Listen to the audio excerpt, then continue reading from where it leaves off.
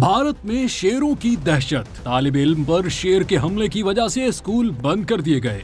रियासत उत्तराखंड के जिला पौड़ी गढ़वाल में शेरों की दहशत से लोगों में खौफ व हिरास फैल गया। एजुकेशन अफसर के मुताबिक हफ्ते की सुबह 7 बजे थांगर गांव में एक तालिब इल्म पर शेर ने हमला करके उसे जख्मी कर दिया था। इसके अलावा थांगर के सरकारी प्राइमरी स्कूल के पास भी शेर को देखा गया, जिसके बायस लोगों में खौफ व हिरास फैल गया है। जिसके बाद शेरों के हमले को देखते हुए मकामी इंतजामिया ने तलबा व तालिबात के तहफ़्फ़ुज़ के पेश नज़र तहसील द्वारी खाल के 9 स्कूलों को 23 और 24 सितंबर को बंद रखने का ऐलान किया है, जबकि मकामी इंतजामिया और महकमा जंगलात की टीम शेरों को पकड़ने के लिए इक़दाम कर रही है।